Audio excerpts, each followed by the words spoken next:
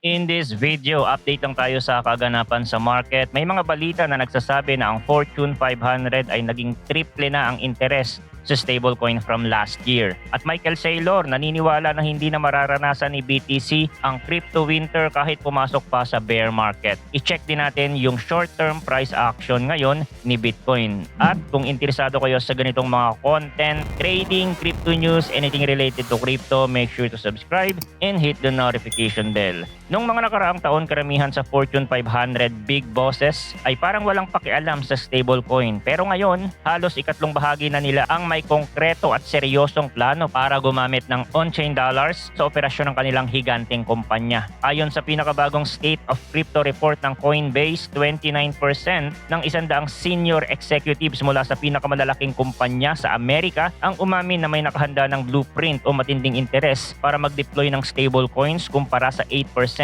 lang noong 2024. Tripling interest in just 12 months. Ang dahilan, sawang-sawa na sila sa mabagal na settlement at mahal na bayarin ng traditional rails. Gusto nilang i-slash ang cross-border fees, pabilisin ang payroll at gawing always on ang cash management. 70% ng Fortune respondents ang gumagamit na mismo ng stablecoin ngayon, habang sa small and medium business side, 81% na ng 251 financial decision makers ang nagsasabing interesado sila. 61% lang yan nung nakaraang taon. And take note, 46% ng SMBs ang naniniwalang malamang gagamit sila ng crypto sa loob ng susunod na 3 taon dahil nakikita nilang solusyon ang near instant remittances, inflation shield at mas murang processing kesa sa Visa o SWIFT. Hindi lang survey, hype ang indicator, hard numbers back it up. Organic stablecoin transfer volume pumalo na sa record $719 billion noong December 2024 at halos sinundan agad ng $717 billion nitong April 2025. Buong taong 2024, $27.6 trillion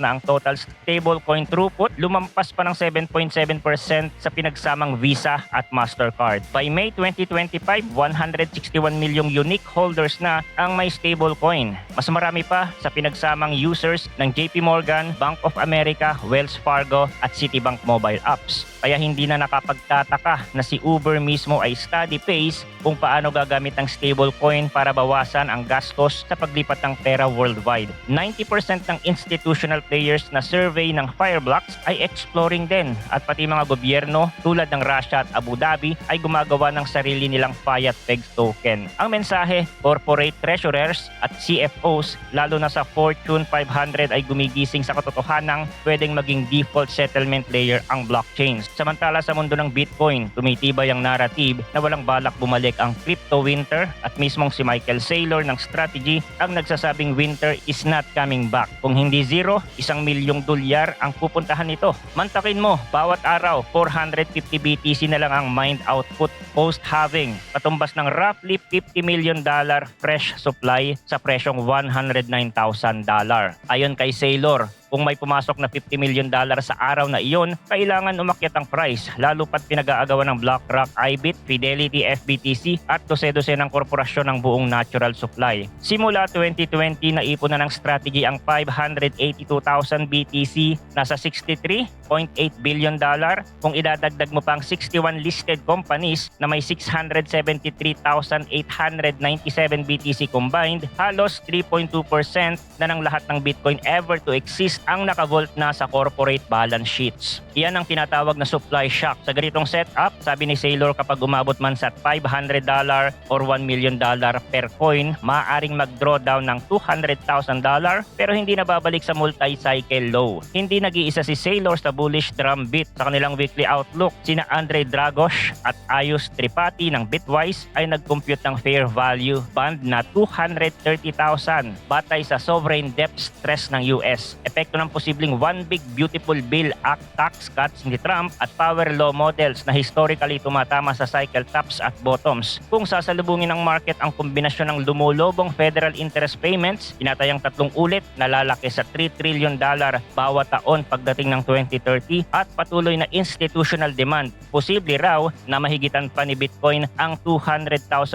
target bago matapos ang 2025 at tuluyang umakyat sa fair value channel. Ngayon, paano nagka-translate ang macro bullishness na ito sa real world treasury at payment strategy ng Fortune 500? Ganito ang senaryo. Kapag ang multinationals ay nagkamalay na pwedeng itokenize ang idle dollars nila sa stablecoin para i-park sa DeFi yield o pambayad sa suppliers ng under 50 cent fee, malamang isang bahagi lang ng treasury nila ang ililipat. Pero bawat 2 bilyong dolyar na ginagawang on-chain USDC o USDT ay potensyal na may kasamang corporate memo na kinsenas katapusan bibili tayo ng Bitcoin bilang reserve. Tandaan, 7% ng surveyed execs ang humahawak na ng stablecoins ngayon. Sapat na yon para lumikha ng board level case study sa mga direct competitor. Domino effect ang tawag dyan, gaya sa tech adoption curve. Once na may critical mass ng early majority, lilipat ang kabuuang industriya. Pero may tanong din ukol sa downside. Inamin ng Standard Chartered Research nung nakaraang linggo na mahigit 50% ng mga bagong treasury buyers ay may average cost basis na lampas $90,000.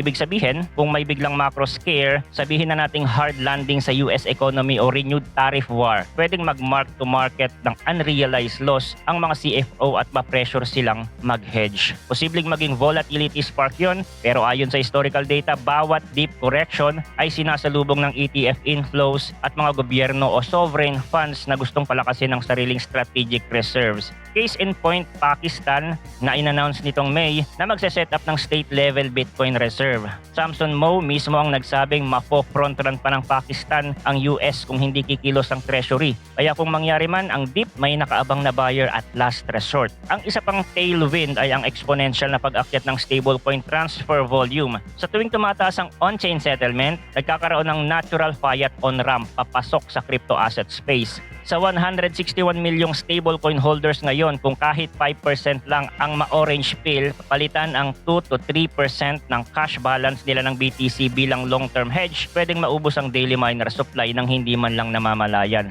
Remember ang simple equation ni Saylor, $50 million lang kada araw ang kailangan bumili para tumulak pataas ang price. Kung pinagsama-sama ang stablecoin treasury flows ng Fortune 500 at SMBs, malamang lampas pa sa figure na yan ang papasok na fresh capital, lalo na kapag natupad ang corporate dream na one-click conversion mula stablecoin float papunta kay Bitcoin reserves sa loob lang ng Coinbase Prime o back dashboard.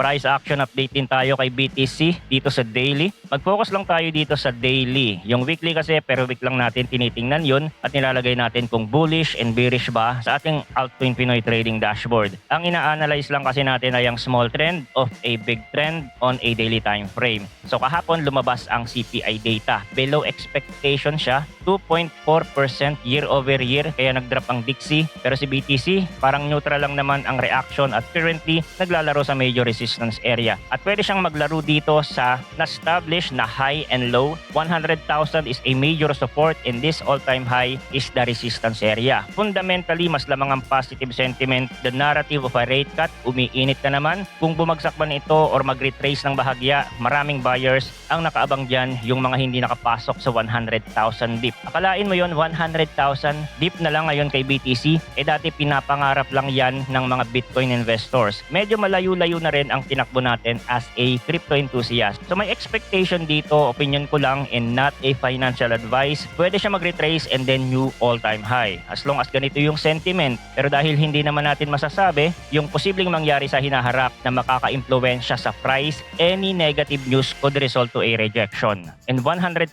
price level should depend. Kailangan madepensahan. Yun lang naman. We have to pay attention sa price action. Katulad nga nito, this is a good example of a strong bounce after niya mag-drop sa 100,000. Nagpapakita yan ng maraming buyers na sumasalo sa mga nagpapanic sell. Therefore, naitutulak ulit yung price pa itaas. So bullish pa din ang sentiment natin based on technical and fundamental. By the way, sa mga nagtatanong ng layout, katulad sa trading view, yung multiple time frame naka-open, magagawa nyo lang yun kapag naka-pro version kayo. May bayad. However, magagawa nyo din naman yun sa mga typical crypto exchange katulad nitong B2Nex. Makakapag multi-time frame layout tayo dito. I-click lang natin itong layout. Let's say for example, daily at 1 hour time frame. Gusto natin i-open. Ganyan. So mas maganda to kasi isang monitor lang ang kailangan natin. Hindi na natin kailangan magpapalit-palit ng tabs. Makikita na agad natin dito yung price action sa iba't ibang time frame. Maraming layout dito hanggang 8 yan, which is maganda sa malaking monitor. tips ko lang naman sa inyo yan. Pwede nyo siya i-check sa mga crypto exchange na ginagamit nyo kasi marami pa ding hindi nakakaalam yan. Okay? Again, dineme ko lang sa inyo and not a financial advice. Always trade responsibly. Thanks for watching again. Good luck and see you on the next video.